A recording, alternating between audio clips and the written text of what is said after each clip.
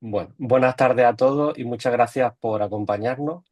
Desde la Sociedad Andaluza de Cancerología os damos la bienvenida a este webinar que hemos preparado con mucha ilusión. Además, me alegra especialmente decir que contamos hoy 13 de abril a las 5 de la tarde justo con 51 inscritos. Y esto es un claro reflejo de que este tema nos interesa. Vamos a centrarnos en hablar un aspecto fundamental en investigación clínica. Vamos a hablar de la calidad de los datos. Vamos a abordar conceptos básicos, como la correcta definición de variables o cómo estructurar adecuadamente una base de datos. Para esto, vamos a disfrutar de la intervención del doctor Amadeo Bosch del Hospital Virgen Macarena de Sevilla, a quien agradezco enormemente que haya aceptado participar en esta iniciativa.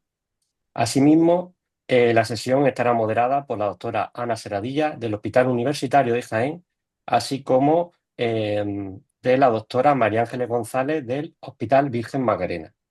Espero que la sesión sea práctica y útil para todos vosotros. Sin más, Ana y María Ángeles, cuando queráis. Bueno, pues buenas tardes a todos. Ya después de la presentación de Manu vamos cogiendo más asistentes.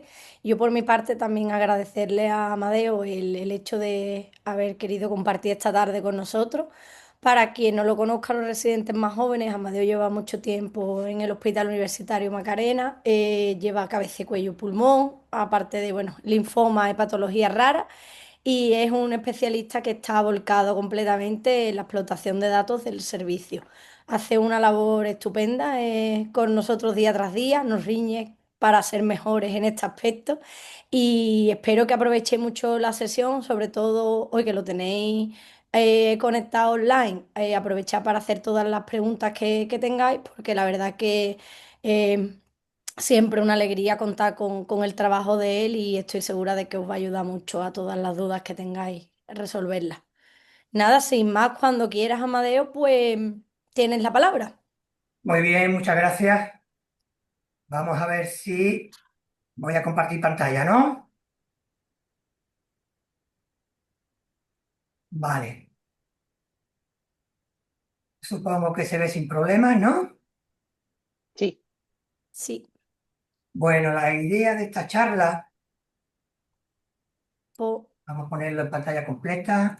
eso. ¿Lo veis, no? Perfecto.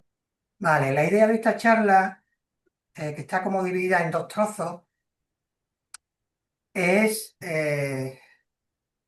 intentar que, sobre todo la gente más nueva, los que están empezando en la especialidad, los adjuntos jóvenes, cuando se enfrentan al manejo de datos, y a la lectura de las evidencias y las pruebas que existen en la medicina, pues vamos a hacer un recorrido inicial sobre la importancia que tiene la medicina basada en la evidencia, porque es la medicina basada en pruebas y las pruebas son datos, y la medicina no ha dejado nunca de ser una búsqueda de patrones en los datos. Pues vamos a ver si podemos aclarar un poco esos problemillas que nos surgen, sobre todo, como digo, a los que se enfrentan por primera vez a este tipo de situaciones, de hacer un pequeño balance de datos de su hospital o en cooperación con otros hospitales, reunir datos para un trabajo, para un congreso, para una pequeña publicación. Vamos a ver qué es lo que hay que tener en cuenta para que no todo el trabajo no sea una pérdida de tiempo.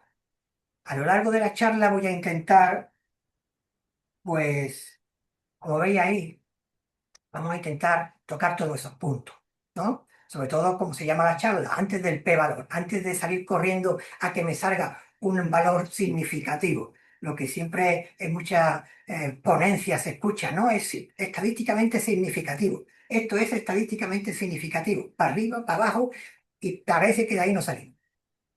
Vamos a tocar también la evidencia cuando no existen ensayos, los errores de confundir peras con manzanas, desperdicio en la investigación, qué hacemos con los datos si realmente vemos que no son muchos y no nos sale significativo, o no tenemos un efecto en el tamaño del efecto que sea llamativo. Esos datos que están por ahí en los hospitales, escondidos en los rincones de los ordenadores, en nuestras historias clínicas, que no somos capaces de sacar a flote, pequeños errores que cometemos, como en los los primeros pasos que damos cuando somos más jóvenes suele ser pues un Excel, aunque luego hablaremos de, como no, de la inteligencia artificial, porque no podía ser menos que tocáramos un poquito de la inteligencia artificial.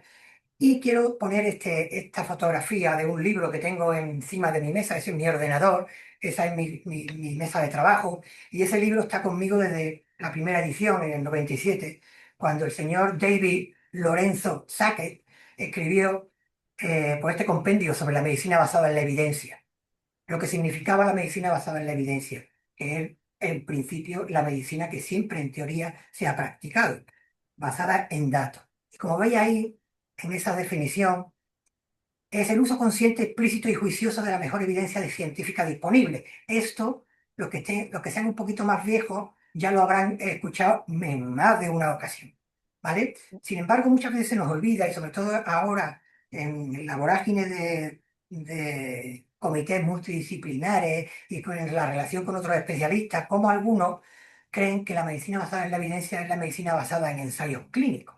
Y todo lo que no esté escrito en un ensayo clínico parece que es que no podemos hacer nada, ¿no? Más de uno se habrá encontrado con pacientes en recaídas, en tumores raros, en escenarios que no, cuya pregunta que tú te haces no está escrita en ningún ensayo clínico y te dicen que no van a hacer tratamientos, ¿no? Y es una persona joven y sin embargo, pues como no está escrito en un ensayo clínico, pues no hay nada que hacer. Cuidados paliativos. Estoy exagerando la nota, pero la idea es hacer un poco de exageración para que quede, para que os llame la atención y no perdáis, no os pongáis a dormir. Bien, negar un tratamiento por ausencia del ensayo clínico correspondiente, como pone ahí, podría ser un nihilismo, un infratratamiento, un abandono de las expectativas del paciente. Y eso es porque no nos acordamos de que la medicina basada en la evidencia, como pone esa diapositiva, no es obedecer a los ensayos clínicos. La medicina basada en la evidencia es saber qué hacer cuando no lo sabes. Y la medicina basada en la evidencia empieza en los ensayos clínicos, en el gold estándar, luego vas bajando y buscando la mejor manera de adaptar un tratamiento sin hacer daño a un paciente que por otro lado está esperando que tú le digas que todavía hay algo que se puede hacer por él. Pero esto crea un debate clínico. Crea el debate clínico de que a favor de esta opción de que a pesar de que no haya ensayos clínicos hay que hacer algo por el paciente, pues a favor tenemos eso, que no todas las preguntas van a tener un ensayo clínico que te responda a tu pregunta, sobre todo en el ambiente laboral directo asistencial del día a día, no en el ambiente controlado de un ensayo clínico. Y teniendo en cuenta que la ausencia de evidencia, como dice ahí, no es ausencia de beneficio, como ahora luego veremos. Luego está qué postura adopta el paciente ante su enfermedad, la importancia que tiene. No es lo mismo uno que está empezando o alguien como yo que, quiera que no, alguna experiencia tengo. Y la complejidad de la situación. Y una frase que también puede sonar un poquito peligrosa: la innovación clínica requiere actuar con incertidumbre, pero esa incertidumbre, esos intervalos de confianza, nos los encontramos todos los días en nuestros ensayos clínicos. En contra de esta visión, tenemos lo que ponéis a la derecha de la diapositiva. Los ensayos clínicos evitan sesgos, si están bien hechos, lógicamente. Actuar sin una evidencia clara puede causar daño, eso es correcto. También tenemos que si yo voy adaptando demasiado a cada paciente, igual actúo con una variabilidad clínica que puede que se me vaya de las manos. Puedo tener el riesgo de tomar decisiones basadas en opiniones, porque como yo tengo experiencia, pues ya opino y mi opinión va a misa. Y eso, lo siguiente, más peligroso, es justificar una práctica que no está validada, ¿vale? Y consecuentemente frenar la generación de evidencia. Bien, esto puede ser motivo de discusión a la mitad de la charla. Pero vemos aquí, en esta diapositiva de ejemplo, el concepto de que no significativo no significa que no haya efecto. Y si estáis viendo en esta gráfica, que ya estoy viendo que tiene un error, porque está hecha con inteligencia artificial, veis cómo ese hazard ratio que se puede, que habitualmente se genera con una regresión de Cobb, veis que distintos estudios pueden tener un efecto que parece favorable hacia la intervención que sea, pero que todos cruzan en ese intervalo de confianza, cruzan el valor nulo. Y ya hay gente que con eso diría, bueno, entonces esto no es significativo y no lo tienen en cuenta lo que dice el estudio 2, el estudio 4, el estudio 6, están pisando el estudio 1, están todos pisando la raya del nulo, con lo cual yo eso no lo voy a tener en cuenta. Sin embargo, si dais cuenta, tenemos que el efecto principal, la estimación puntual sí sugiere un efecto. Sin embargo, el intervalo lo único que te está diciendo es que hay imprecisión, que hay incertidumbre y que no alcanza el nivel de significación, pero todo apunta a que si esos estudios se pueden mejorar en calidad de datos o mejorar en número de pacientes, es probable que la potencia aumente y ese intervalo de confianza disminuya lo suficiente como para que ya no surja la palabra clave de la P significativa, ¿vale? Pero tener en cuenta eso, no hay que despreciar trabajo por el hecho de que pisen el valor nulo, sobre todo si el punto central, el punto de estimación de ese hazard ratio en este caso, vemos cómo está bastante desplazado del valor nulo. Ahí hay algo, ahí hay algo que se puede rescatar. ¿Por qué? Porque si no entramos en lo que se llama los desperdicios. Los desperdicios de investigación, y ahora vamos a ver en la siguiente diapositiva, es algo, es algo bastante frecuente en la investigación biomédica. Junto, y eso da pie a también cómo esos datos quedan como ocultos, porque como no me ha salido significativo, como no he tenido la suficiente calidad de datos, resulta que esos datos se quedan ocultos junto a otros restos de valores ocultos que suelen anidar en las historias clínicas de los hospitales.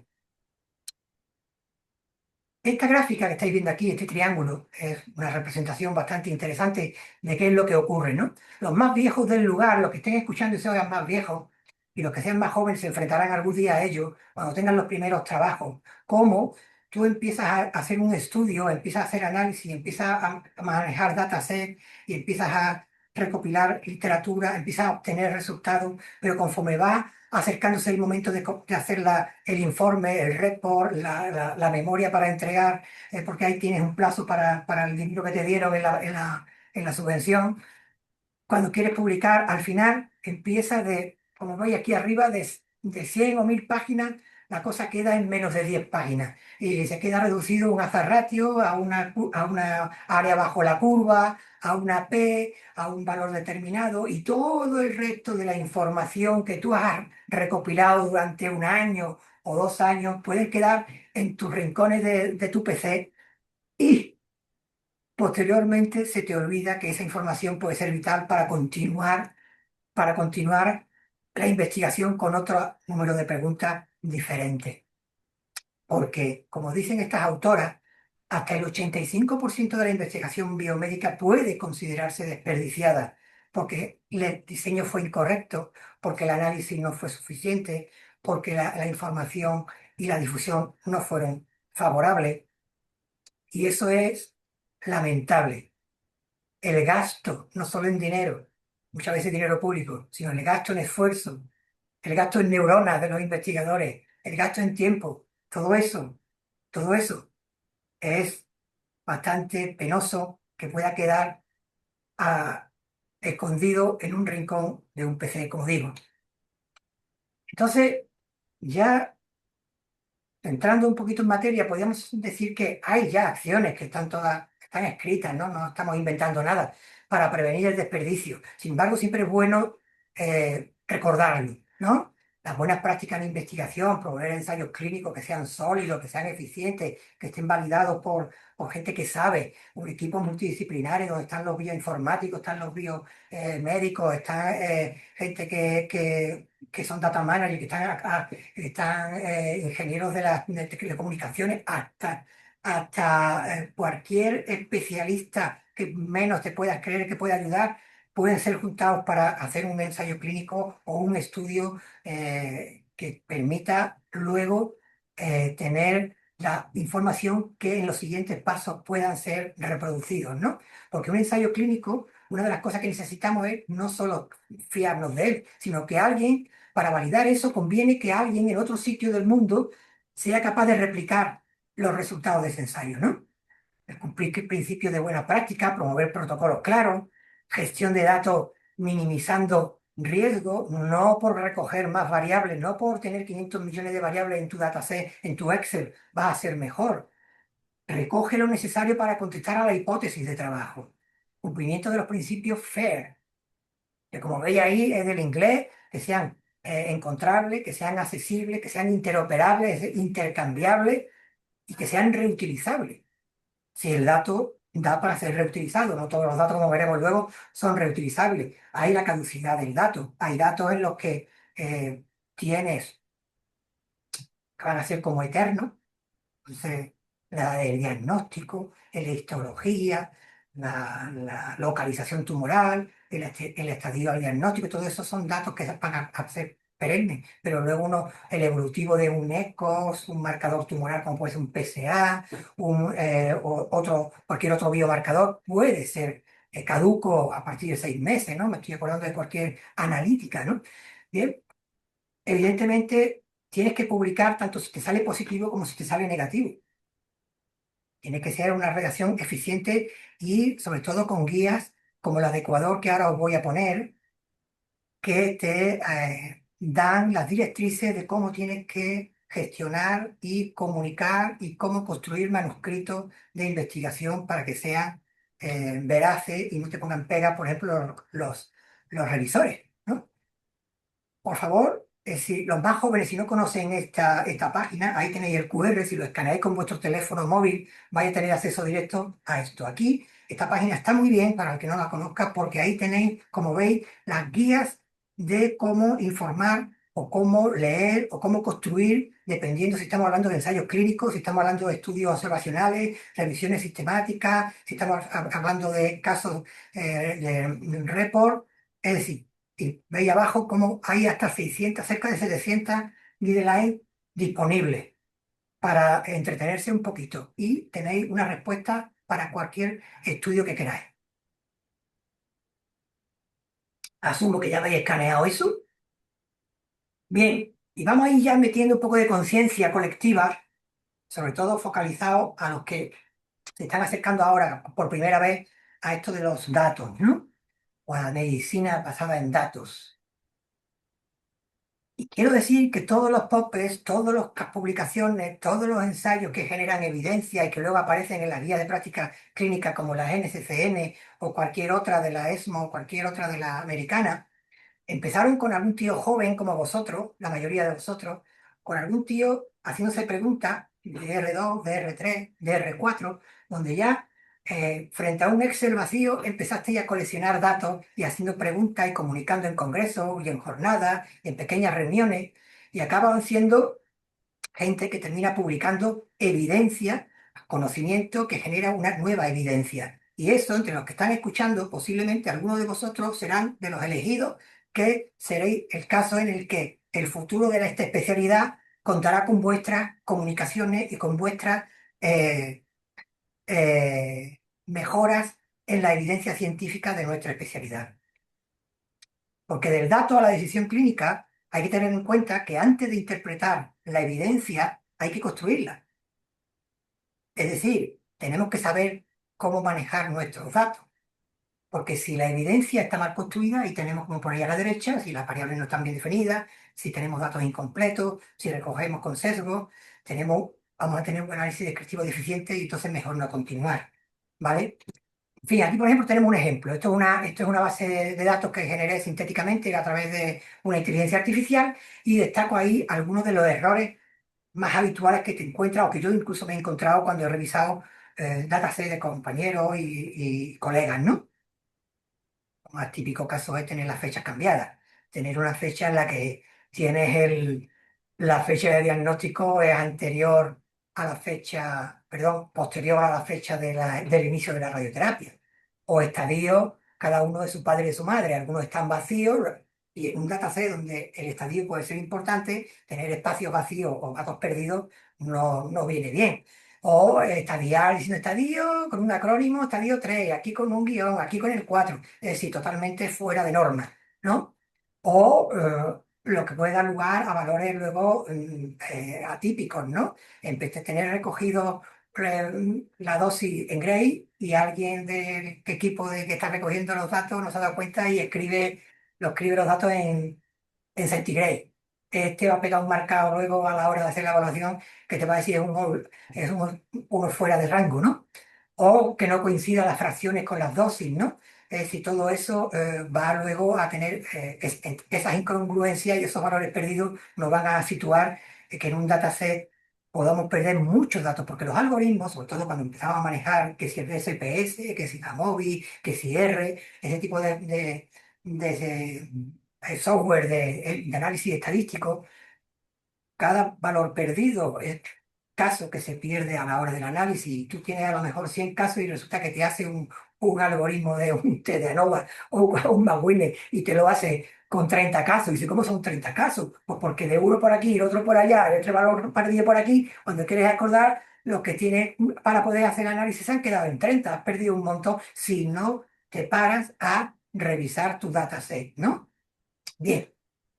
Aquí en resumen tenemos lo que hemos visto en esta pantalla anterior, valores perdidos, ¿vale? Que van a dar un sesgo, una pérdida de potencia, fechas imposibles, inconsistencia, como hemos visto, entre dosis, fracción y la dosis por fracción, duplicado o identificación antigua, es decir, un compañero rellenó, tenéis compartido un Excel a través de un cheat de Google y resulta que uno de vosotros escribe un paciente y el otro no lo ha apuntado, no lo ha retirado de la lista de pendientes y el otro lo repite.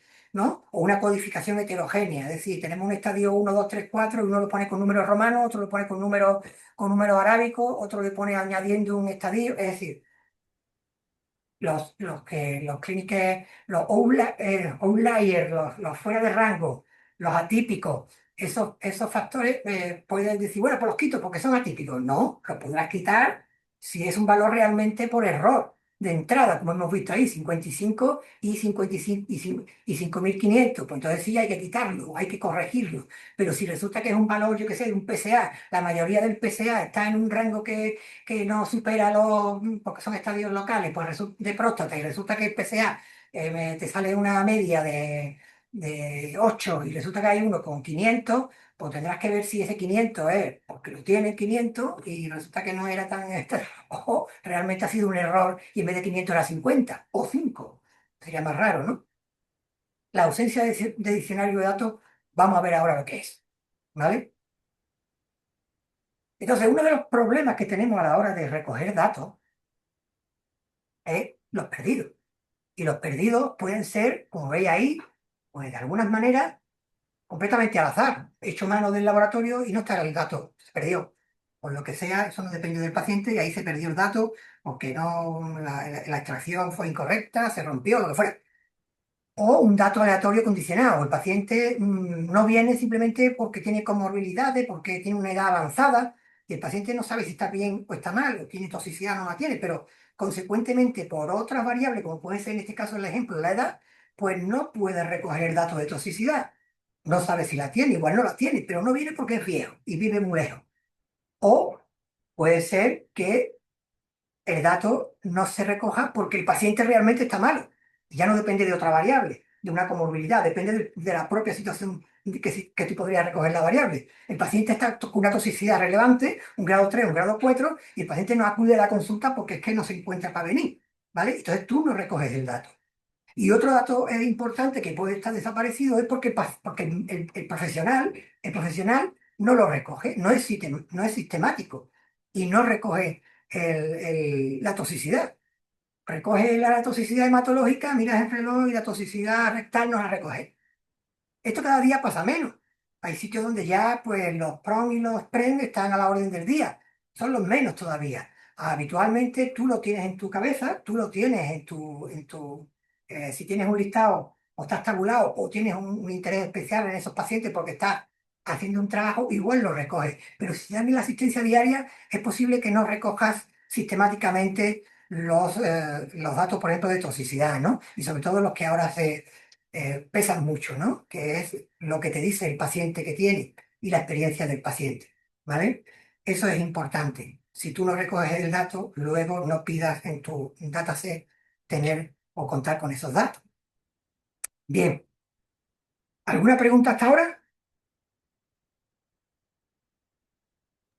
¿Estáis claros? Voy a Sí, de dejar de compartir un momento. momento en la audiencia no hay ninguna pregunta. Os animamos por el chat si alguno queréis. eh, hace ahora alguna pregunta. Ana, no sé si tienes algo que... Yo solamente incidí en una cosa, Amadeo. Amadeo, lo importante entonces de todo esto es que tenemos que tener muy claro que tenemos que estandarizar la manera que recogemos los datos. No sé si me ¿Sí? estoy adelantando, si tú. Y ahora voy a poner ejemplos de eso. Y no solo eso, sino que había por ahí un tío en los 80 que escribió que el tratamiento del cáncer empieza por el registro del cáncer. No solo para los ensayos clínicos, no solo para los trabajos de publicación, no solo para llevar algo a un congreso. En el día a día debemos de tener la manera de que nuestro trabajo sea una fuente de datos que luego sean explotables o adheridas a un grupo multidisciplinar de trabajo. Para eso necesitamos ante todo normalización y estandarización, ¿vale? Como bien apunta. Y eso cada día pasa con más frecuencia, pero hay mucha inercia. Hay mucha inercia porque todos estamos muy hasta la bola de asistencia. Todo el mundo tenemos muchos problemas con nuestros pacientes y salvo que tengamos una dedicación porque tenemos un objetivo particular de, como digo, un trabajo, un proyecto de investigación, nuestros pacientes de asistenciales pueden quedar en ese olvido de los datos oscuros para siempre, lo cual es una pena, ¿vale? Bien. Voy a, entonces a continuar. Si no hay preguntas, voy a seguir compartiendo la pantalla y luego continuaremos discutiendo. Bien, se supone que ahora vamos a pasar, después de esta, podríamos decir que introducción a por qué los datos son importantes, por qué esa criatura dijo que que el tratamiento del cáncer empieza con el registro del cáncer y no es una tontería. Nosotros somos médicos, pero los médicos y la medicina buscan patrones en datos. En datos. Nos guste o no nos guste, nosotros tenemos que acotar la incertidumbre. Nosotros manejamos datos en nuestro día a día después de manejar pacientes. Y una cosa no quita la otra. Bien, y aquí el motivo de la charla, el P-valor. Empezamos buscando la manera de que nos salga algo significativo. Ahora pondremos algunos ejemplos. Pero para tener un P significativo, que es lo que parece que todo el mundo se agarra, necesitamos que los datos sean fiables y las conclusiones sean válidas. Y que siempre tengamos un dataset construido acorde a la pregunta que nos hacemos. No por coleccionar un montón de datos, de variables, de columnas en nuestro Excel, vamos a mejorar el resultado.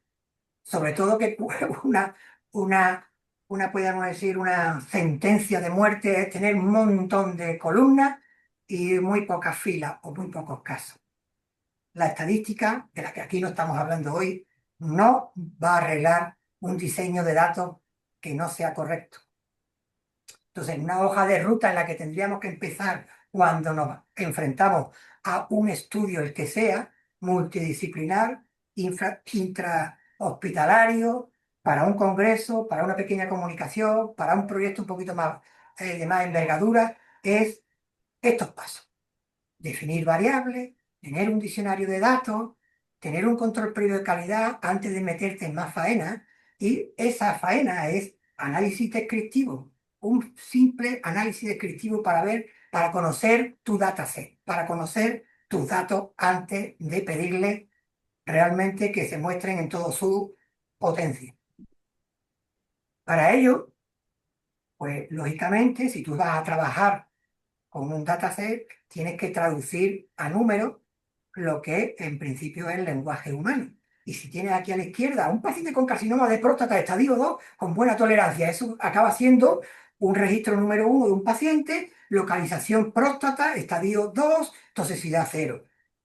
Todo eso tiene que estar reflejado, perfectamente identificado en nuestro dataset y explicado, porque si no, luego, si tú quieres recuperar en un futuro, como hemos dicho al principio de la charla, que se pueden recuperar datos antiguos y reflotarlos y ampliar y hacerte nuevas preguntas, puede pasar que te encuentres con un dataset lleno de columnas y que no tengas ni idea de qué quisiste decir con ellas o qué es lo que estaban recogiendo, ¿vale?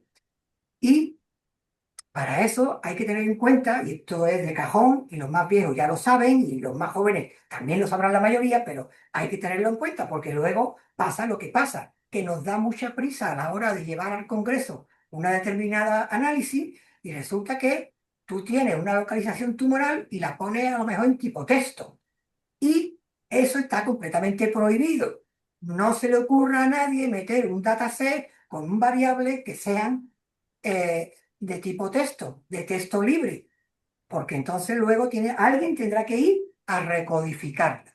Entonces, como estáis viendo aquí, en nominal, que no tienen orden ni concierto, tú podrías, si estás haciendo un registro más genérico, pues a la próstata le llamas 1, a la mama le llamas 2 y al pulmón le llamas 3 y eso lo registrará en algún sitio. De manera que cuando en el dataset aparezca el 2, tú sabrás siempre que eso es una mama. Y también están las variables que tienen un orden, son números también, pero ahí ya le vas a meter un orden. Y saber si la variable es nominal o la variable es ordinal es importante a la hora de cómo los algoritmos matemáticos y estadísticos te van a tratar las variables. Y como no estén bien etiquetadas, el resultado puede ser un poquito anómalo o incluso no te la contemplan a la hora del cálculo. ¿De acuerdo? Y te puedes estar preguntando durante un buen rato, coño, que no me sale el cálculo, coño, que no me sale el cálculo, y no te has dado cuenta de que has metido tu variable nominal cuando era ordinal, o incluso, como te digo, como el, el tema prohibido de meter un tipo texto libre, ¿vale? O las cuantitativas. Tenemos variables numéricas que son discretas. Hay rango. No puedes pasar, no es un número real, es un número entero, ¿no? Como pues veis ahí, el ejemplo típico de nuestra especialidad, pues número de fracciones. Pues vas a tener un estudio, vas a tener pues, valores de 1, de 5, de 20, es decir, más o menos siempre son las mismas, porque tú estás aplicando protocolos, ¿no? O las variables continuas, como puede ser el volumen, la dosis ya pueden variar un poco, la edad, es decir, ya son valores que no tienen una discretización conocida, ¿no? Bien, pues eso también hay que tenerlo en cuenta. Un caso particular que también da muchos problemas y en los programas, los software estadísticos, o por ejemplo el SPS, el famoso SPS, Jamovi, R, las fechas, en sí no tiene ningún sentido. Poner una fecha determinada como la del ejemplo 1 del 9 del 23, ¿vale? ¿Qué? Bueno, y eso se almacena en los software de análisis como un número.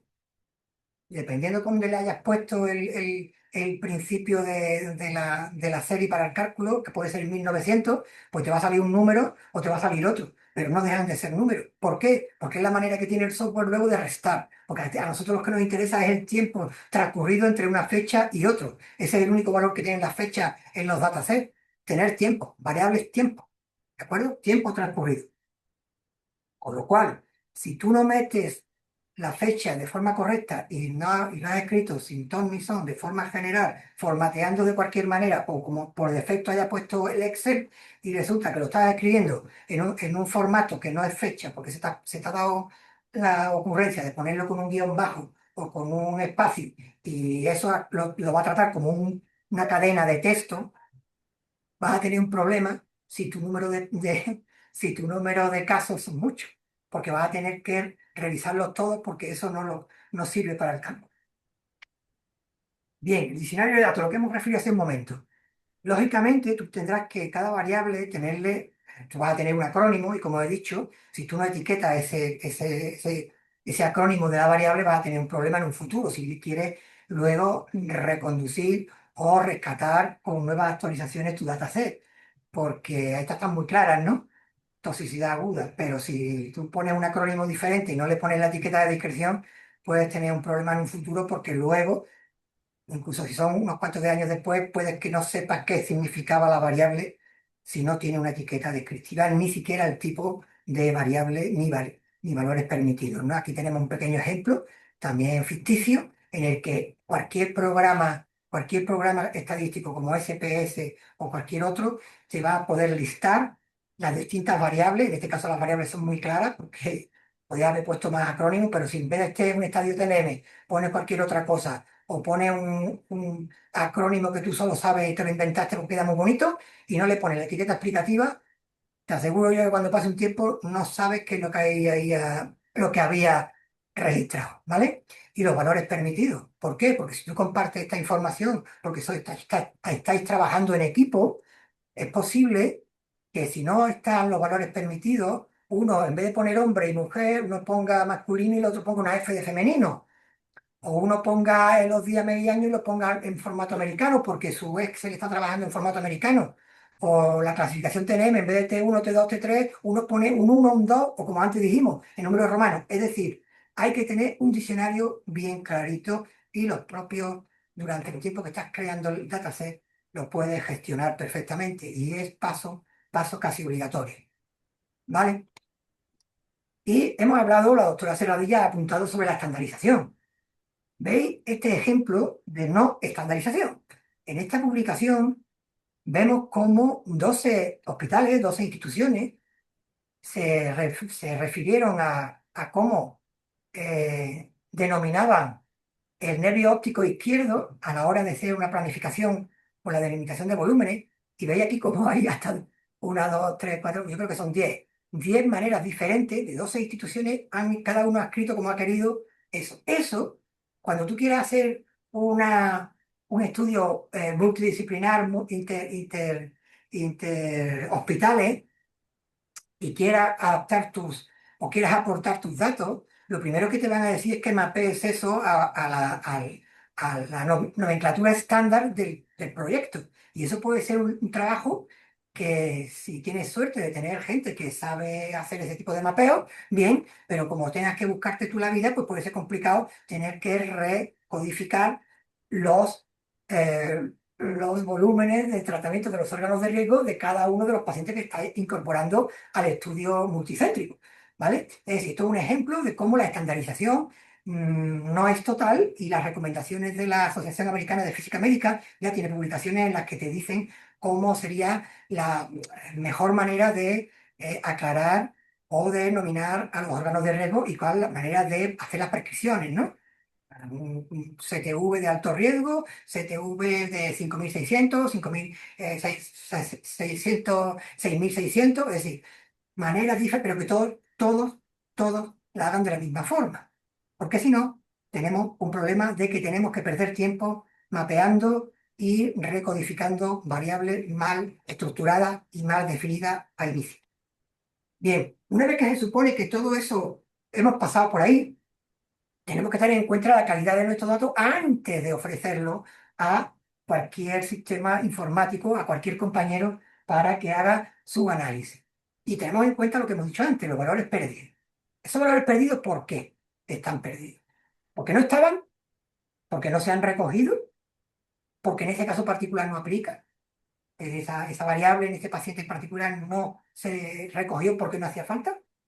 Eso va a depender mucho de cada estudio. Pero si lo que sí está claro es que hay que tener en cuenta que los valores perdidos, cuando llegan a un cierto umbral, que no es siempre el mismo, porque no es lo mismo perder valores de variables importantes que participan en la pregunta que tú te estás haciendo en la hipótesis de trabajo, que tener valores perdidos de variables un poquito más secundarias, o comorbilidades, o variables un poquito más secundarias o colineales con otras, que ahí como que podría a lo mejor ajustar un poco.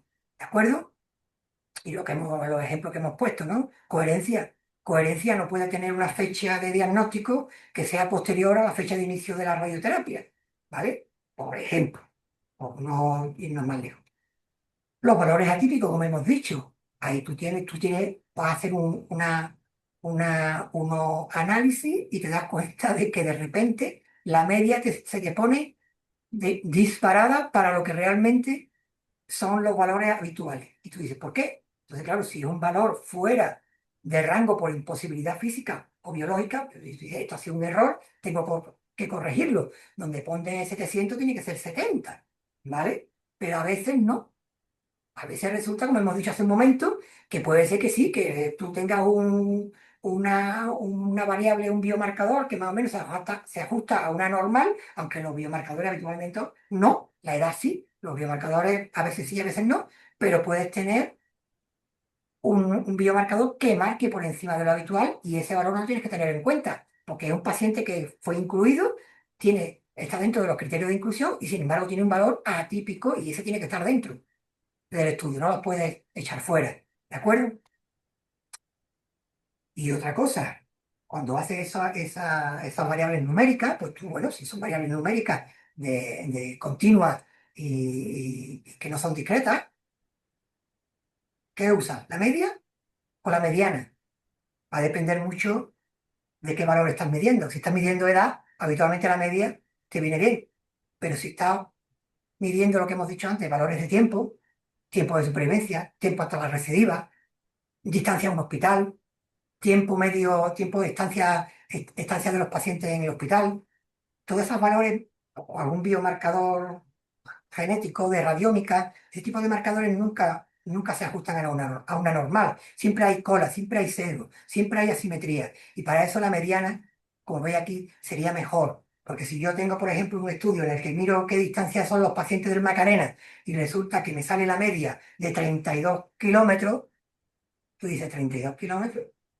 Y digo, bueno, sí, son 32 kilómetros porque tengo gente de Almería, tengo gente de Granada, que son 4 gatos, pero ya me están destrozando la media.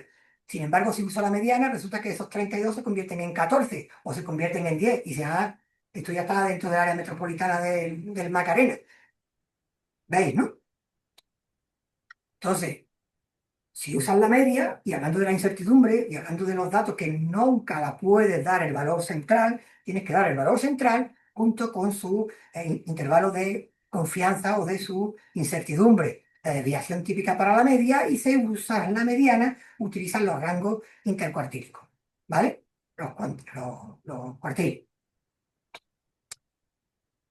En ese análisis de tus datos, los gráficos ayudan mucho. ¿Veis cómo en ese histograma más o menos dice tú, uy, pues sí, parece que se ajusta a la normal, la dosis prescrita. Todos los pacientes están en un rango más o menos pues ajustado, algunos por arriba, algunos por abajo, que se nos ha escapado, pero más o menos están ahí. El diagrama de caja nos va a ayudar a saber si cuando tú divides por, como veis en el ejemplo, un tratamiento convencional, un tratamiento de SBRT, pues si los PTV difieren o no difieren. Y le aplicaría pues un test de Student o una NOVA, dependiendo si son una o varias medias.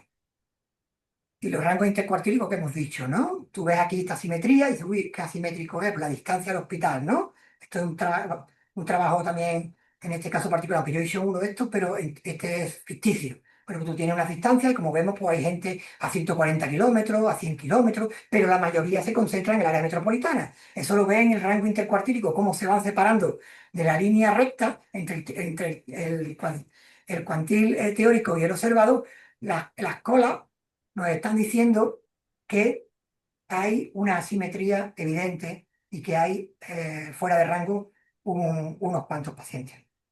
Todo eso hay que tener en cuenta a la hora de tener o a la hora de vincular nuestros datos para ver si realmente son artefactos o si realmente tenemos que contar con eso. Y que tengo que hacer una medida de mediana en vez de media, por ejemplo, en el caso más fácil y más simple, ¿no? Bien, en fin, como estamos aquí resumiendo. Necesitamos variables bien definidas, bien codificadas, un diccionario bien construido, no olvidarse de eso nunca, tener una calidad mínima verificada, es decir, saber que todo esto que hemos pasado, que tenemos ajustados los valores de una manera adecuada, que no hay valores fuera de rango que sean raros, sino hay que verificar que esos datos son o un error o realmente están dentro de plausibilidad biológica y hacer ese análisis descriptivo. Y una vez que eso está más o menos bien acotado, entonces ya puedes entregar esos datos al informático de turno, al estadístico de turno o al colega de turno que sabe más que tú de datos, ¿vale? Para no crear o para no entorpecer el análisis o tener un periodo de tiempo que lleve a que no puedas presentar el trabajo a tiempo. Y aquí en resumen, pues esto es lo que hemos dicho, lo que vamos diciendo. Estoy casi acabando, ¿no? Un perfilado inicial, ver el número de filas, número de columnas, esa maldición de tener más variables, más características que casos, eso no conduce más que a habitualmente muchas variables como, que ahora veremos en la siguiente diapositiva, muchas variables interrelacionadas. Y esas variables interrelacionadas son las que luego te pueden crear problemas en los algoritmos estadísticos. Tienes que ver lo que hemos dicho, ¿no? La forma, el sesgo, la simetría, con los modelos y los métodos gráficos te dan mucha información. Si tú puedes aplicar test de normalidad, coño, si tienes menos de 30 casos, no se te ocurra nunca hacer un test de normalidad. Los test de normalidad, como la TED-Student, todo ese tipo de estudios necesitan al menos 30 casos. Todo lo que esté por debajo de 30 casos tienes que hacer métrica no paramétrica. No puedes hacer una estadística paramétrica. Tiene que ser no paramétrica por insuficiencia de casos. Lo que hemos dicho, los valores extremos, y algo muy importante que llevo diciendo de forma indirecta todo el rato, colinealidad, redundancia. Si tú recoges la dosis total, la dosis por fracción y el número de fracciones, ahí hay tres variables que están correlacionadas. Y posiblemente si las metes las tres, estás creando un ruido que no merece la pena. Alguna de esas dos tienes que despreciarla, porque están relacionadas sí o sí. Es el ejemplo más rápido. Dosis total, dosis por fracción y número de fracciones están interrelacionadas. Ya estoy acabando. Creo que igual me ajusto a tiempo. Bien. Y para esa calidad clínica que hemos dicho de los datos, tenemos que ver si son fiables. El dato es real. Se puede reproducir, por ejemplo, cuando nosotros nos piden, venga, vamos a contornear GTV porque vamos a hacer un trabajo entre hospitales para ver cómo hacemos el tratamiento de la axila en cáncer de mama localmente avanzado.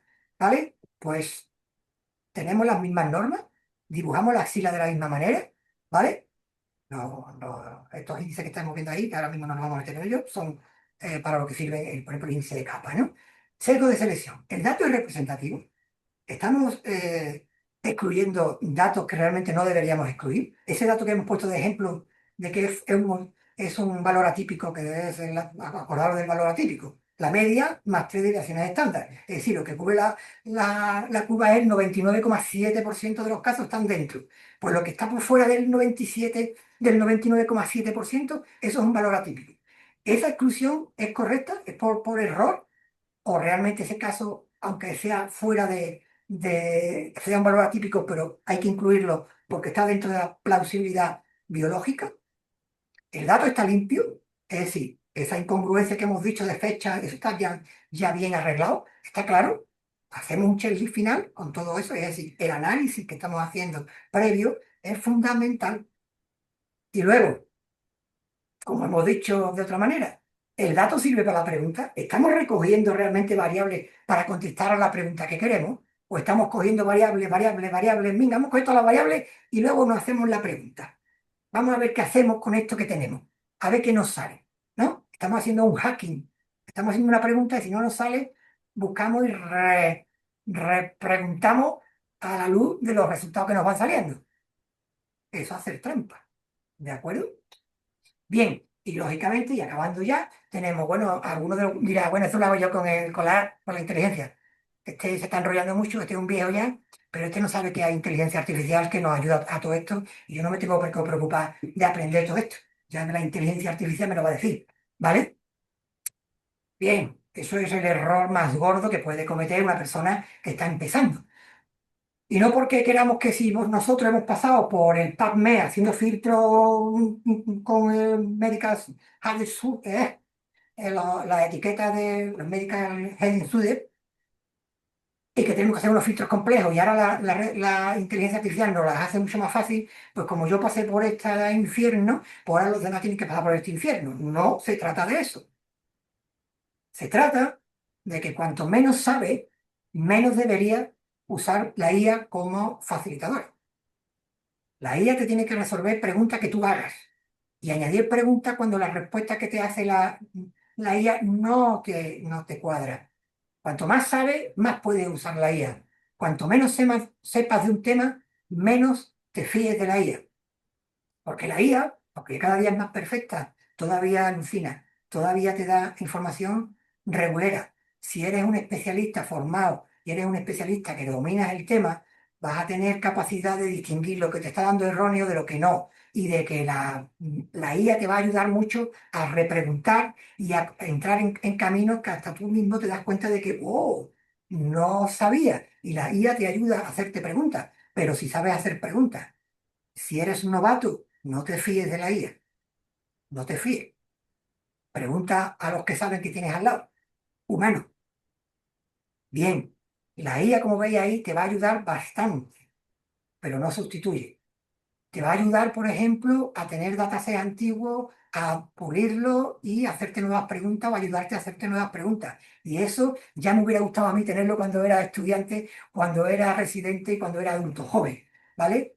Me ponéis los dientes largos porque vuestro futuro es mucho, mucho más halagüeño si aprendéis a usar como un copiloto, como dice la diapositiva, esta inteligencia artificial. Y cierro con este ecosistema, que lógicamente este vale para hoy, dentro de un mes puede que ya haya fallado, porque cada día ya estaría escuchando como, oh, sí, yo no te no, no, ChatGPT, no, el cloud, no, Gemini, aquí hay una, sí, quédate con una, pero como voy aquí, y esto igual puede servir, en cuanto haces un pipeline, ¿no? Un flujo de tareas, un flujo de trabajo para investigar en radioecología, esto podría ser una buena manera. Tú tienes Open Evidence, que es la parte de inteligencia artificial avalada por la Clínica Mayo, por el New England, por la NCCN, por asociaciones médicas importantes, americanas, europeas. Bien, eso, lo único que diferencia el Open Evidence, que es bastante diferente, a un PubMed de la NCN, de la NCI, es que puede hacer las preguntas o los filtros en texto libre, en texto humano, ¿vale? Y él se encarga de darte las evidencias que puede incluso exportar en formatos para importar a tu manejador de bibliografía, como puede ser Zotero, ¿no? Lo digo Zotero porque es gratuito y es libre. Con esas evidencias que tú puedes conseguir de PubMed o puedes conseguir de, como digo, de Open Evidence, lo incorporaría a una de las buenas herramientas y la recomiendo, Notebook de Google, el Notebook LM. Eso es una buena, muy buena herramienta para sintetizar evidencia, para dar resúmenes, para crear vídeos resumen, para crear PowerPoint, para crear diapositivas como esta, porque si vais abajo a la derecha tenemos que esto está creado con el propio Notebook. ChatGPT te va a ayudar a, una vez anonimizado los datos, o si lo haces en local, poder analizar tu Excel, tus ficheros de SPS, que lo admite todo, analizar, crear nuevos flujos, crear su análisis, extracción de datos o de variables importantes para poder hacer algoritmos incluso de inteligencia artificial y posteriormente hacer una revisión de tu manuscrito con el cloud. Otra inteligencia artificial que te va a permitir hacer una revisión crítica de lo que te ha hecho la otra, ¿vale? Es decir, que el mundo de la inteligencia artificial, teniendo claro y sabiendo del tema, puede ser un mundo bastante importante a la hora del desarrollo y de la velocidad a la que se incorporen las nuevas evidencias, que seréis vosotros, los que me estáis escuchando más jóvenes, los que tendréis esa tarea. De los que estáis ahí escuchándome, alguno seguro que acabará publicando conocimiento nuevo y evidencias nuevas para esta especialidad tan bonita. Recordando, el primer principio es no engañarse a uno mismo, porque uno mismo siempre es el que se engaña más fácilmente. Eso lo dijo este premio Nobel de Física que ya conoceréis. ¿De acuerdo? Y ahora ya he acabado, por favor, si hacéis el favor para saber si sigo siendo operativo para dar charlas, me gustaría que contestarais esa breve, son 5 preguntas o 6, de la encuesta, porque a mí me vale para saber si estoy haciendo una porquería de charla o realmente puedo seguir en este trabajo. Muchas gracias por vuestra atención. ¿Me he pasado? No, muchas gracias, Amadeo. Está perfecto. Genial. Em, yo no sé de las personas que hay ahora mismo escuchando, si alguien tiene alguna pregunta, alguna duda, está todo claro. Si tenéis alguna duda o tenéis alguna pregunta, lo podéis escribir o bien por el chat o bien levantáis la mano. Incluso si queréis, os podemos dar acceso a que hagáis la pregunta en vivo y en directo. Voy a desconectar la pantalla. Espero o supongo que el que haya tenido interés en contestar la encuesta ya habrá hecho el escaneo, ¿vale? Voy a dejar de compartir. Vale. No sé si hay preguntas, pero, por ejemplo, si cada vez que hablamos decimos, pues como vemos aquí en esta gráfica, no sale estadísticamente significativo. Y no sale estadísticamente significativo. Y esto es estadísticamente significativo. Bien, ¿alguien me puede decir qué estamos haciendo mal cuando decimos eso? Si alguien se lanza a la piscina, por favor, dígalo. Aquí no nos comemos a nadie. ¿Alguien sabe por qué o qué estamos no haciendo mal? Estamos incompletos. No estamos dando toda la información relevante. ¿Qué es lo que estamos haciendo mal cuando decimos esto es estadísticamente significativo? Esto es estadísticamente no significativo. ¿Dónde está el problema de esa frase? Aquí dice Titos, que ha sido residente tuyo, que confundirlo con un efecto clínicamente relevante o tamaño del efecto. Hombre, venga, para el Tito. Tito me ha escuchado durante 4 años. Vale, gracias, Tito. Vale, esa es la historia. La historia está Explícanoslo en un que... poquito, Amadeo, eso. ¿Cómo? Explícanos para el resto Sí, de... clínicamente significativo no significa clínicamente relevante, como ha dicho esta criatura. Clínicamente relevante, tú tienes una curva muy larga, tú tienes una curva de supervivencia que se separa muy poquito, pero tienes muchos casos, pues vas a tener una P significativa. Pero el tamaño del efecto total, es decir, lo que a 2 años tenemos que responden o tenemos una supervivencia del 30% a 2 años y el que hizo la intervención resulta que en vez de 30% es un 32%. Es un 2% más en bruto del el tamaño del efecto. Puede que no sea totalmente relevante, aunque la P sea por debajo del 0,005 o 0,01, pero las curvas no están separadas. Sin embargo, hay otro que tiene una curva bastante separada, puedes tener una mayor incertidumbre porque tenga menos casos, pero la P sea justo 0,05. Ya la hemos cagado. ¿Qué digo ahora? Reajusto, empiezo a maquillar los datos, empiezo a sacar nuevos para intentar que me salga. No, el estudio está bien hecho. El efecto apunta a ser bastante interesante. Parece que el efecto es importante. Hemos pasado de un 30 a un 60%. Pero coño, que me sale la P a 0,05 o 0,5, 0,053. Primero, eso lo he hecho con el Logran, pero ¿y por qué no lo hago con dos? Puedo hacerlo con el Logran o con otros estudios como puede ser el Breslow.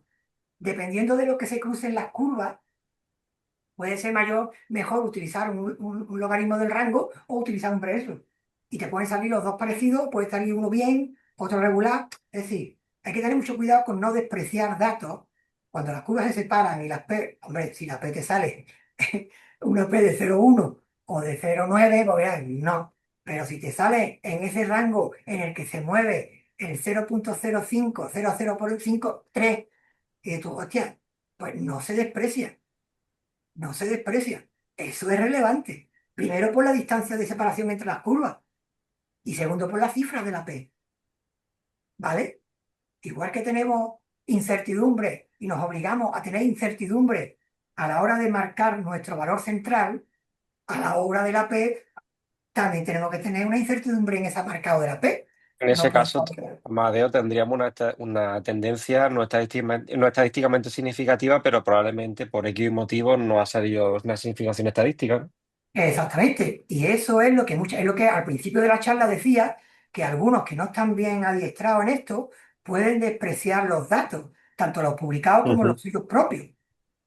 Publicas y no te fías de un caso porque tiene el valor central muy favorable, pero el bigote de la curva de incertidumbre pasa el valor nulo. Y tú dices, va, ese no sirve.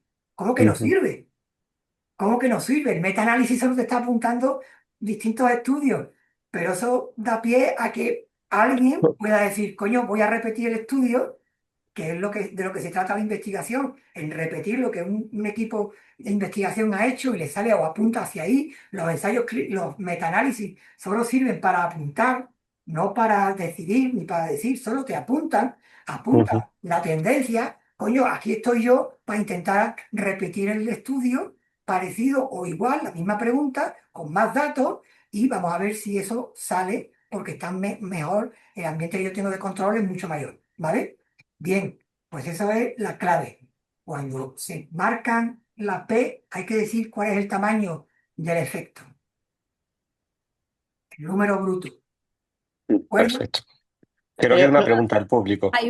Sí, hay una pregunta de la audiencia, Amadeo. El compañero Antonio Lazo te pregunta que teniendo en cuenta, bueno, te pregunta a todos en realidad, pero bueno, a ti como ponente y especialista de todo esto, teniendo en cuenta las limitaciones legales del SAS, pregunta que cómo podríamos mejorar la recogida de datos para hacerlo de una forma más automatizada y más eficiente. Bueno, entiendo que qué consejo le das tú. Eso es muy buena pregunta. Eso es una pregunta en la que nos encontramos siempre los investigadores. Vale, creerse que soy investigador. Vale, pero en fin, quiero decir que todo el que en el SAI la normativa ha cambiado a, vamos a decir, a peor, a mejor para la seguridad del paciente, a mejor para la integridad de los datos, a mejor para que no haya comercialización de datos ni fuga de datos, todo eso está muy bien, pero lógicamente hay eso que apunta Lazo es un caballo de batalla. Porque claro, tienes que demostrar, y estoy diciendo un poco, es una opinión, estoy diciendo un poquito, tú tienes que demostrar tu inocencia.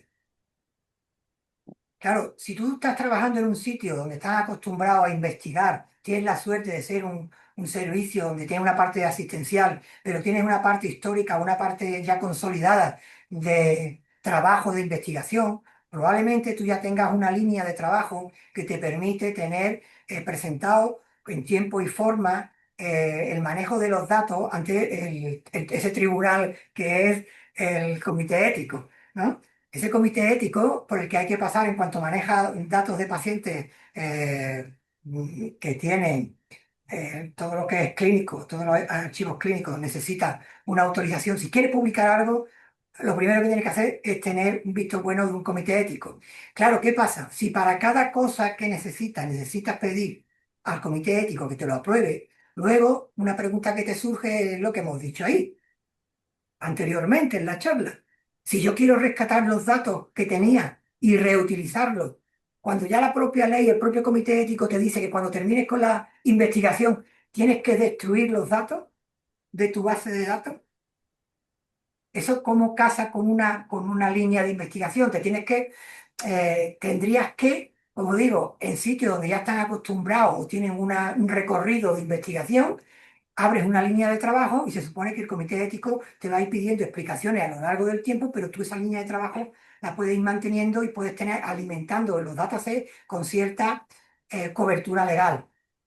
Pero si no eres el caso y estás en hospitales donde fundamentalmente eres asistencial y en tus ratos libres intentas aportar un poquito de tu trabajo a tus congresos, como la SAC, a los nacionales, los internacionales, algunas jornadas, y luego eso lo quieres publicar, siempre te vas a encontrar con que la revista científica te va a pedir que si eso ha pasado sobre todo si manejamos datos de pacientes, si eso ha pasado por un comité ético y que está validado por un comité ético. Es una pregunta muy buena a la que yo no tengo todas las respuestas, solo tengo una impresión personal, que si tú empiezas en un sitio donde no hay ambiente, te cuesta más trabajo primero crear el ambiente y poder meter en esa dinámica de trabajo. Cuando tú ya tienes un recorrido o acabas como residente en un hospital donde hay un ambiente de trabajo así, probablemente sea mucho más fácil. No sé si he contestado la pregunta. yo, Amadeo, siguiendo un poquito, y además yo no tengo la respuesta y es más una pregunta y una incertidumbre que tengo. Que nosotros jamás tenemos ahora mismo sobre la mesa un Real Decreto de Garantía de Calidad que nos obliga cada X años a tener resultados y a demostrar nuestros resultados. Entonces, para hacer eso, tienes que recoger datos. Claro, Y para poder comparar entre hospitales, esa recogida de datos debería ser lo claro. más Es, parecido, o sea, es sí, complejo, sí, ¿eh? sí, eso es también una buena observación. Porque en teoría además eso lo he reclamado yo durante mucho tiempo y a ver si antes de que me jubile lo veo. Es decir, estamos acostumbrados a publicitar nuestras maquinitas, a ver nuestros hospitales, lo bien pintaditos que están, que tenemos un Gamma Knife, que tenemos un CyberKnife, que tenemos una tomoterapia, que tenemos un Versa o que tenemos un TrueBeam con todos los dispositivos y tenemos un posicionamiento de superficie genial. Y tenemos la IGRT y la IMRT y la VMAT y cuando vas a los congresos, cuanto más tonto eres, más explica cuántos cacharritos tienes, ¿vale? Vamos a decirlo así. Entonces, pero nadie habla de cuáles son mis resultados, cuáles son mis toxicidades, pero no las que publicas para un ensayo clínico, para un investigación. No, no, no. Cotidianamente, cotidianamente. Como hemos dicho antes, tú eres capaz de trabajar en tu servicio y que mientras estás trabajando en tu servicio estás alimentando de forma sistemática algún dataset que luego te sirva para a final de año dar indicadores de calidad. El SAS siempre pide calidad en número de cuánto tiempo has tardado, cuántas sesiones has dado. ¿no? Ahora parece que eso va a cambiar. Pero claro, lo que tú dices, si ahora el Real Decreto está diciendo, y me parece muy bien que lo diga, que no solo quiero que me digas cuánto has tratado al año y cuántas sesiones has dado. Mire usted, el año pasado dio usted 20.000 sesiones y ahora no llegan a 18.000. ¿Esto qué es? Y ahora tú le tienes que explicar que es que has incorporado el fast forward en la mama y que ahora tratas las mamas en 5 sesiones, no en 15, por ejemplo. O que ahora haces SBRT de próstata y no estás haciendo un hipofraccionado de próstata de 20 sesiones. Y se quedan así. Ah, vale, de acuerdo. El año siguiente te dicen, oye, este año has dado 18 sesiones. Te lo expliqué el año pasado. Ah, es verdad. Pero te siguen pidiendo lo mismo. Bueno, eso se supone que va a cambiar. Y va a cambiar por la cuenta que les traes, porque lógicamente tú mismo, los que tenemos un poquito más de prurito, buscamos no solo cuántas sesiones hemos tratado, y cuántas mamas hemos tratado, y cuántas próstatas, y cuál porcentaje de SBRT en hepático hemos hecho. No, dame resultados. ¿Está vivo o está muerto? Al menos eso. ¿Está vivo el paciente o está muerto? ¿Cuántos se me han muerto en lista de espera? Si es que se me ha muerto alguno. Cada día menos. Primero porque las indicaciones en teoría son cada día mejor, o por lo menos estudiamos más. Y segundo porque los pacientes cada día están menos tiempo en lista de espera, salvo alguna cosa que se nos tuerza. Con lo cual es como que es complicado que se te mueran en lista de espera, pero se te puede morir en el tratamiento, porque tienes ingresado y los tratas y dices, bueno, es mejor tratarlo, mejor decir sí, es más fácil que decir que no. Pero tú dices a final de año, bueno, ¿cuántos hemos muerto sin acabar el tratamiento? ¿Y de qué se me han muerto? ¿Porque no estaba bien la indicación? ¿Y el pobre era una persona que estaba ya mirando a San Pedro? ¿O es por una toxicidad del tratamiento?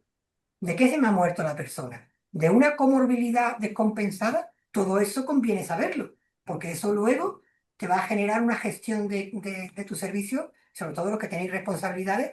Eso es utilísimo, no solo para decir que tengo tanta lista de espera, ¿vale? Es decir, Pero que eso, a mí me parece muy bien que se pida, pero vamos a ver si nos dan las herramientas para poder medirla, eso, porque el SAS nos tiene acostumbrados, sobre todo a los más viejos del lugar, a pedirte cosas, pero no te dan las herramientas, ¿no? Lo podemos tener con el ejemplo típico de que en las consultas tiene el LibreOffice, pero ellos se manejan con el Excel. Cabrones, ¿hay alguien del SAS trabajando aquí, aparte de todos nosotros? tenemos una pregunta también de la audiencia. En la investigación del SA hay disponibilidad de bases de datos corporativas y qué haría falta para solicitarlas.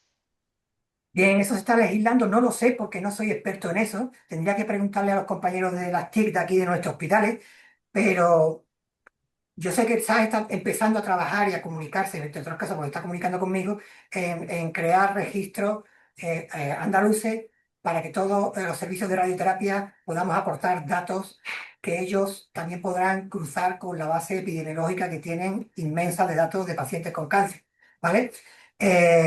Entonces no te estoy contestando a la pregunta, te estoy mareando me estoy saliendo por la tangente, pero es que no me soy capaz de callar. Pero está claro que, repíteme la pregunta. Que si en investigación en esa hay disponibilidad de bases de datos corporativas. Sí, sí la Yo, hay. y sobre todo la base epidemiológica, y llamando a la puerta y pidiéndolo en los formularios que ellos disponen, que no sé qué página es, pero sé que existen, y podríamos contestarlo otro día.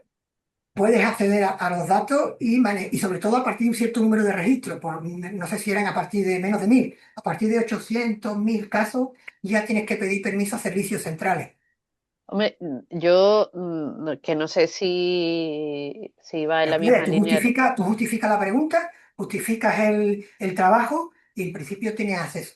Yo creo Hombre, que a través de FISEBI hay colaboraciones vamos, con ResCap, a través de ResCap, que es una plataforma exactamente. pero no tienes bases de datos, hasta donde yo sé, no tienes bases de datos estandarizadas, sino que las bases de No, datos las tienes que crear tú, Claro, exacto. que es el pero, problema. Entonces volvemos a claro, lo mismo. sí, pero si el dato está, el dato no hay que meterlo dos veces. Si el dato está, el dato es rescatable. Si el dato está registrado y no está en un rincón oscuro, que el SAS también tiene problemas con ciertas aplicaciones corporativas. Ellos mismos tienen problemas con los servidores con las empresas que sirven el sistema, ¿vale? Pero en teoría, si el dato está ya registrado, el dato no tienes tú que construirlo, simplemente tienes que rescatarlo, tienes que saber dónde buscarlo. Pero el dato no tendrías tú que escribirlo ni construir. No, tú dirías, yo quiero esto, esto, esto, esto y esto, y ya se encargaría quien fuera de turno de rescatar el dato donde esté, porque el dato está. Otra cosa es que el dato no esté. Si tú dices, yo qué sé, haces una pregunta absurda, pues yo qué sé, pues, ¿de qué horóscopo es el paciente? Pues igual ese dato no está. Y claro, si el horóscopo a ti te interesa saber el horóscopo de los pacientes, porque según eso tú crees que según la carta astral que le vas a construir, pues resulta que vas a tener una supervivencia diferente, pues te dirá que muy bien, que te aplauden y te dice, vale, vale, ya le llamaremos. Y no te, y no te vas a contestar. Pero si te dice, mira, necesito que me digas la geolocalización del paciente, qué tipo yo qué sé, qué cantidad de actividad minera hay en determinada área de Andalucía y quiero saber a qué distancia está de la zona minera los pacientes de determinada patología. Pues posiblemente eso sí te lo den. Eso sí te lo den. Te van a decir, estos pacientes están en un gran rango de área de la área minera que tú me estás diciendo de 14 kilómetros o 20 kilómetros. Todo eso sí te lo pueden dar. Pero claro, tienes que hacer la pregunta, es como el meme de la película Yo Robot que decía el científico, ¿no? Mis respuestas son limitadas, haga usted las preguntas correctas. Por eso. Y por aterrizar un poquito, Amadeo, para los resis que están empezando ahora, que están, o que tienen, aquellos que tienen prurito y que les gustaría lanzarse a investigar y tal, ¿por dónde tienen que empezar? O sea, vamos a ser prácticos. Yo qué sé, yo soy Claro, residente y tengo estudia. ese afán de investigación y tal. Claro, ¿Por dónde empiezo? si tienes afán de investigación, se te presupone que tienes afán de estudiar. Vale. Claro, He estudiado y me hago una pregunta.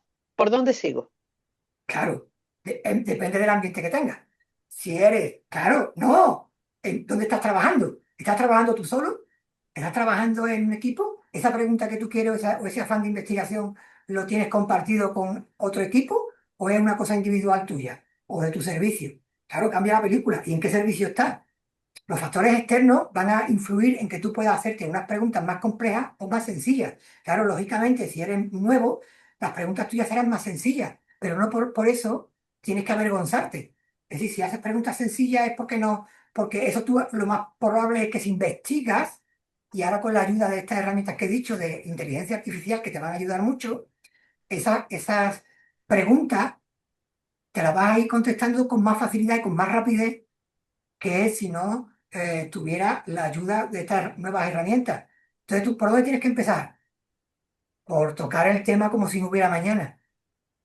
Cuanto más pronto te pongas al día, y no solo al día, muchas veces las preguntas surgen de la historia. Todos los que están en la especialidad de la oncología, tanto médica como radioterápica como quirúrgica, todos les recomiendo lo mismo. Estudien historia de su especialidad. Igual que estudiaron historia de la medicina en la carrera estudien la historia de su especialidad. Es posible que haya gente que innovó, gente que aportó evidencia, gente que aportó novedades, que se hicieron preguntas que todavía están sin contestar.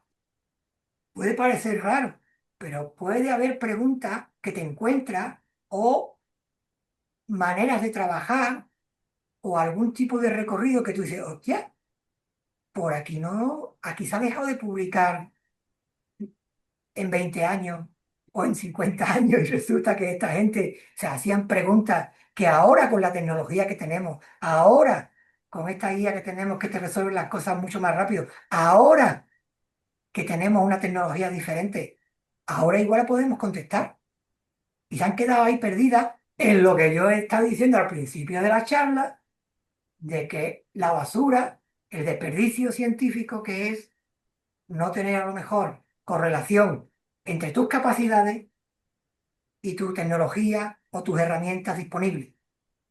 Qué bonito me está quedando. Sí. Y no sé si hay alguien más que quiera Venga, que la preguntar. audiencia pregunte, que me pongan en un aprieto, coño.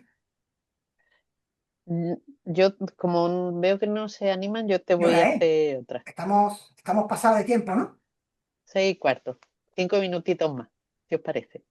Yo Mm, tengo otra pregunta para ti. Hablando de inteligencia artificial, Amadeo, ¿tú crees que con inteligencia artificial todos esos datos a lo mejor que tenemos recogidos de maneras tan diferentes y tan poco homogéneas nos puede ayudar a homogeneizar y hacer bases de datos más grandes y que nos ayuden a responder preguntas en general? Base de datos más grande.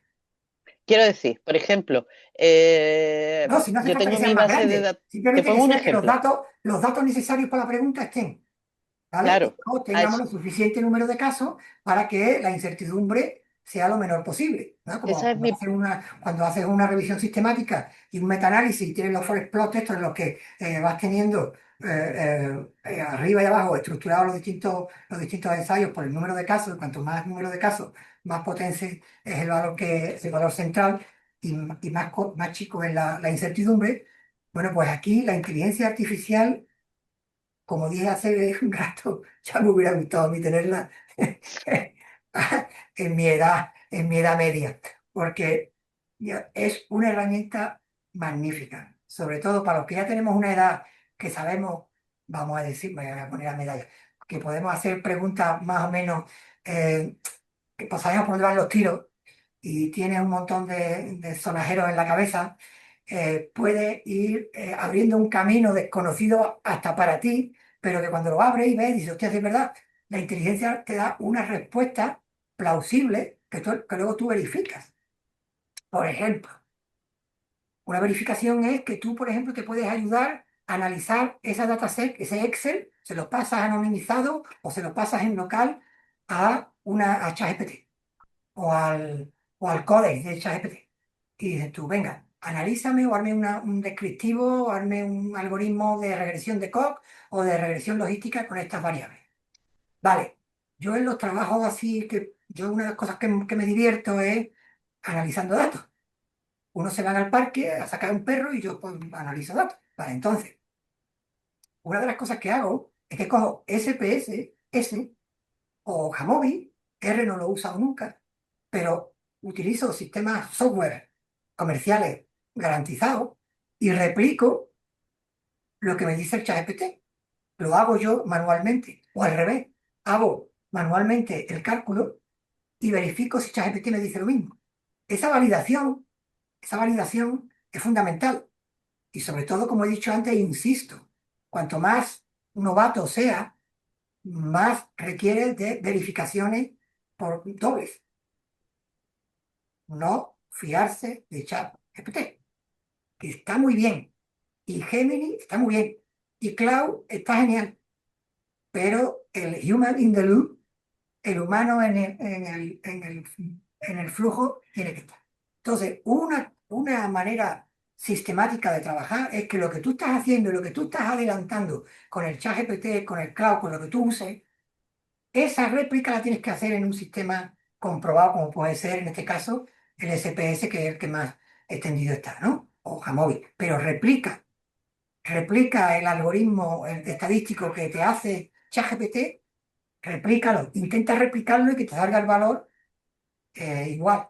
Bueno, cuando digo igual, digo que esté aproximado, porque depende del número de ajustes que tengas de decimales o lo que sea, puede que te salga un poquito para arriba, pero que tú veas que es consistente lo que te dice ChatGPT con lo que tú has validado y comprobado con sistemas que ya están comerciales de toda la vida. ¿Vale? Y esa es la única manera de que tú mismo estés aprendiendo una sistemática de trabajo. Y la gráfica que te puse de que ese flujo de trabajo utilizando inteligencia artificial, de yo busco en PubMed o los filtro luego en OpenEvidence y luego eso lo paso al Notebook. Insisto, utilizar Notebook porque es una fuente incalculable de manera de trabajar, de estudiar, de generar informes, de generar resúmenes, incluso preguntas para ti mismo, para ver si ya sabes lo que has estudiado. Es decir, es genial. Crear documentación para tu próxima publicación, para tu próximo trabajo. Es decir, la inteligencia artificial ha venido para quedarse y ha venido para mejorar y acortar tiempo para la gente que va conociendo el tema. Pero conoce primero la historia de tu especialidad, no la parte, porque si no vas a cometer errores o vas a perder el tiempo en preguntas que ya están contestadas. Y luego, aprovéchate todo lo que puedas de la inteligencia artificial. Sin miedo, pero con respeto. ¿De acuerdo? Más cosas. Muy ¿Cerramos? bien. ¿O Sí, alguien quiere más? yo sí, sí, porque veo que la audiencia no se La anima. audiencia nos anima. No, no.